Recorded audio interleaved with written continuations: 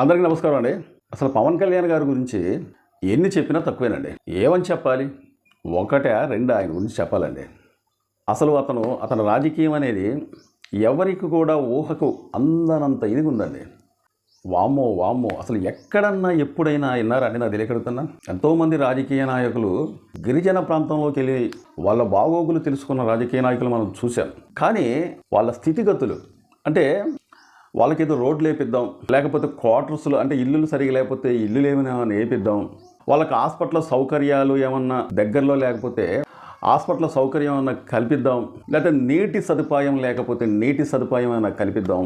కొన్ని గిరిజన ప్రాంతంలో కరెంటు సదుపాయం ఏమైనా లేకపోతే ఆ కరెంటు సదుపాయం ఏమైనా కల్పిద్దామని చెప్పి అనుకున్న రాజకీయ నాయకులు నేను చూశాను. కానీ కొంతమంది రాజకీయ నాయకులు అది నెరవేర్చారు, కొంతమంది రాజకీయ నాయకులు ఆ మాటలు బుట్టదాఖలైపోయింది. అంటే చేస్తానని చెప్తారు, ఎలక్షన్లు అయిపోయిన తర్వాత వీళ్ళ ముఖం అనేది వాళ్ళ వైపు తిప్పిసోరు, మళ్ళీ ఎలక్షన్లు వచ్చేదాకా కూడా.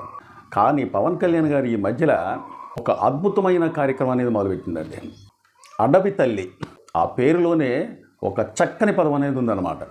అడవి తల్లి అనే ఒక మంచి కార్యక్రమాన్ని మొదలేసి 1,000 కోట్లతోనూ 1000 కుటుంబాలకు 373 రోడ్లకు శంకుస్థాపన అనేది అతను మొదలుపెట్టి ప్రారంభించి ఆ రోడ్లు ఆ గ్రామాలకు ఆ గిరిజన ప్రాంతాలకు రావాలని ఉద్దేశంతో అతను ఒక మంచి కార్యక్రమం అనేది మొదలేసిందండి.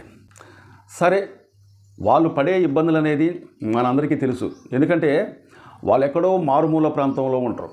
మారుమూల ప్రాంతం అంటే ఒక అడవి, అది ఎంత దూరమైనా సరే ఆ అడవిలో ఉంటూ నివసిస్తూ వాళ్ళకి అక్కడ ఏమన్నా ఇబ్బందులు అయితే మళ్ళంటి వాళ్ళకి ఎక్కువ శాతం తెలవదన్నమాట. ఎందుకంటే వాళ్ళు సిటీలకు చాలా దూరంలో ఉంటారు. ఇప్పుడు సిటీలో ఏమైనా జరిగిందంటే సీసీ కెమెరాల ద్వారాగా ఎక్కడ ఏం జరిగిందనేది మనకు స్పష్టంగా తెలిసిపోయింది అనమాట. కానీ వీళ్ళ దగ్గర సీసీ కెమెరాలు ఉండవు, ఇక్కడ ఏం జరుగుతుందో తెలియదు. కొంతమంది గర్భిణీ స్త్రీలు సడన్గా వాళ్ళకి ఏమైనా నొప్పులు వస్తే హాస్పిటల్కి తీసుకెళ్లే లోపే వాళ్ళు మరణించిన రోజులు కూడా ఉన్నాయి. చాలా ఇబ్బంది పడతా ఉంటారు.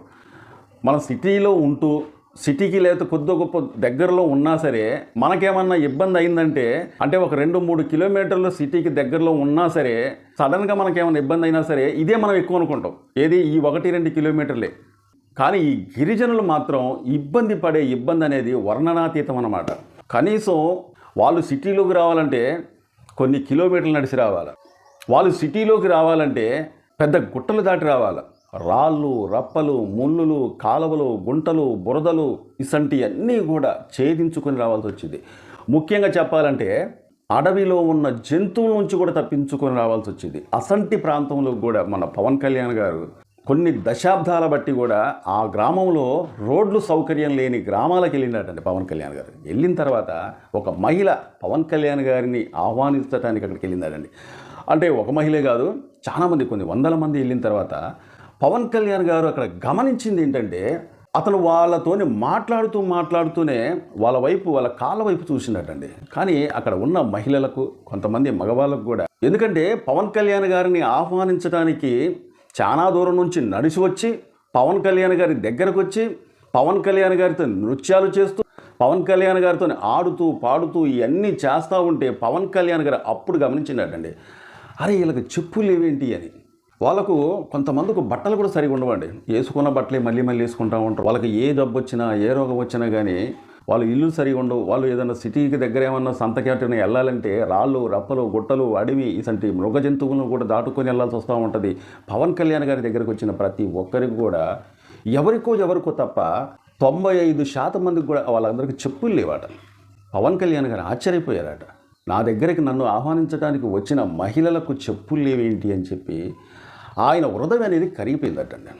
కరిగిపోయిన తర్వాత పవన్ కళ్యాణ్ గారు అతని దగ్గర ఉన్న టీంకి ఒకటే మాట చెప్పిందట, ఈ గ్రామంలో ఉన్న, ఈ చుట్టుపక్కల గ్రామంలో ఉన్న ఈ మహిళలకు, వాళ్ళు మగవాళ్ళే కానీ ఆడవాళ్ళే కానీ, ఎంతమందికైతే వేసుకోవటానికి పాదరక్షలు లేవో మీరు సర్వే చేసి ఒక రిపోర్ట్ అనేది నాకు అందియండి అని చెప్పారటండి.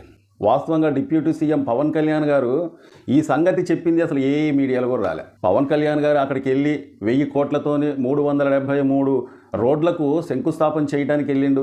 మారుమూల ప్రాంతంలో ఉన్న గిరిజనులతోని ముచ్చటించిండు, మాట్లాడిండు, వాళ్ళ స్థితిగతులు కనుక్కున్నాడు, వాళ్ళ బాధలు తెలుసుకున్నాడు. ఇవన్నీ కనుక్కుండగానే అసలు ఎవరైనా సరే వాళ్ళకి రోడ్లు లేవని చెప్తారు, లేకపోతే హాస్పిటల్స్ లేవని చెప్తారు, లేకపోతే తాగునీరు లేదని చెప్తారు, లేకపోతే కరెంటు రవాణా సరిగ్గా కరెక్ట్ లేదని చెప్తారు. కానీ మాకు చెప్పులు లేవండి అని చెప్పి ఎవరన్నా చెప్తారండి? ఎవ్వరు చెప్పరు. ఎందుకంటే ఆ గిరిజనులకు చెప్పులు వేసుకోవడం కూడా అలవాట్లేదట, ఎప్పుడు కూడా వేసుకోలేదట. అంటే నాకు తెలిసి వాళ్ళ కాళ్ళకు కాయలు కూడా గట్టుంటాయి అన్నమాట. రాళ్ళు గుచ్చుకున్నా అంతే, ముళ్ళు గుచ్చుకున్నా అంతే, ఆ గింత మోటు గుచ్చుకున్నా అంతే, ఏదో ఆకుపచ్చలు అనేది పిండుకుంటారు, కట్టనికి కట్టుకుంటారు. కానీ చెప్పులు వేసుకోవడం కూడా అలవాట్లేదట. పవన్ కళ్యాణ్ గారి హృదయం అనేది చెలించి వెంటనే ఆయన దగ్గర ఉన్న టీంకి చెప్పిందట, నేను ఇక్కడ ఏ గ్రామాలు అయితే తిరుగుతున్నానో గిరిజనులకు అందరికీ సర్వే మీరు చేయండి. సర్వే చేసిన తర్వాత ఎవరికైతే చెప్పులు లేవో వాళ్ళకి వెంటనే చెప్పులు కొనియాలి, నాకు ఒక రిపోర్ట్ అందియండి అని చెప్పేసి అతని దగ్గర ఉన్న టీంకి చెప్పిందటండి. పవన్ కళ్యాణ్ గారి ఆదేశాల మేరకు అక్కడ సర్వే చేసిన తర్వాత అసలు ఎవరికి కూడా చెప్పులు లేవాటండి. వెంటనే ఆ గ్రామాలలో ఉన్న మహిళలకు మగవాళ్ళకు కూడా చెప్పులు అనేది ఇచ్చిన తర్వాత వాళ్ళ ఆనందం అనేది అంతుబట్టని ఆనందం అటండి. డిప్యూటీ సీఎం పవన్ కళ్యాణ్ గారు వచ్చి ఏదో మా బాధలు చూసి ఆ రోడ్లను శంకుస్థాపన చేసేసి వెళ్ళిపోతానేమని మేము అనుకుంటే, ఎవరికైతే చెప్పులు లేవో వాళ్ళకు చెప్పులు కూడా కొనిచ్చేసి వెళ్ళిందని చెప్పేసి వాళ్ళు చాలా సంబరంగా చెప్పుకుంటా ఉంటే పవన్ కళ్యాణ్ గారిని చూస్తూ ఉంటే ఆశ్చర్యం అనిపిస్తుంది. సో నేను మాటలతో చెప్పేదానికన్నా ఆ గిరిజనులు స్వయంగా వాళ్ళు ఏం మాట్లాడారు అనేది మీకు స్పష్టంగా ఒకసారి మీకు చూస్తేనే అర్థమైంది. ఎందుకంటే వాళ్ళు అంత ఆనందపడుతున్నారు అన్నమాట.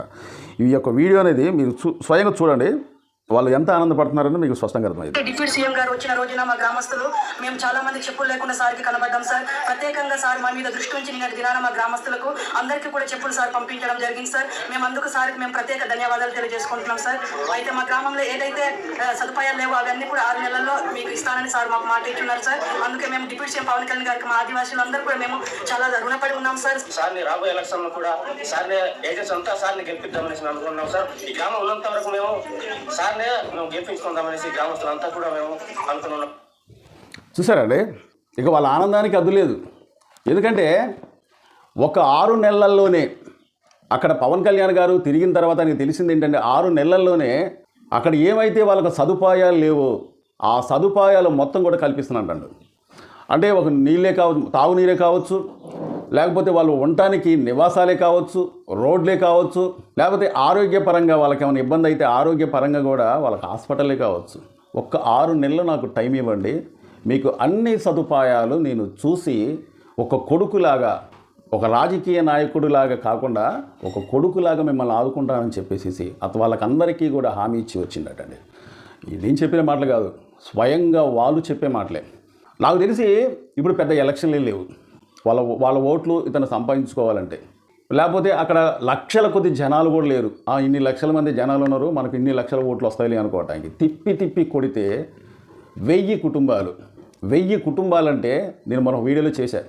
1000 కుటుంబాలంటే కుటుంబానికి ఒక 4, అంటే 4000 ఓట్లు. ఈ 4000 ఓట్లలో కూడా చాలామంది ఓట్లు లేని వాళ్ళు ఉంటారు, చిన్నపిల్లలు కూడా. సపోజ్ ఒక 2000 ఓట్లు అనుకోండి. ఈ 2000 ఓట్ల కోసం పవన్ కళ్యాణ్ గారు ఇంత ఫీట్లు చేస్తారని చెప్పేసి నేనైతే అనుకోను. ఎందుకంటే అతను హృదయం అసంటిది, చెలించిపోయే మనస్తత్వం.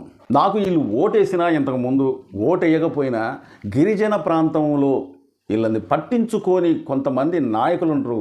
ఓట్ల కోసం వచ్చి హామీలు ఇచ్చి వాళ్ళు ఓట్లు అయిపోయిన తర్వాత ఇలా అవకాశాలు తీరిపోయిన తర్వాత ఇలా ముఖం కూడా వాళ్ళకు చూపించరు. కాబట్టి నేను అలా కాదు, వెళ్ళాలి వాళ్ళకి. నేను ఇంతకుముందు ఎటువంటి హామీలు ఇచ్చినా ఇవ్వకపోయినా వాళ్ళ గ్రామాలు మార్చాలి, వాళ్ళ రోడ్లు సౌకర్యాలు నేను సరిచేయాలి.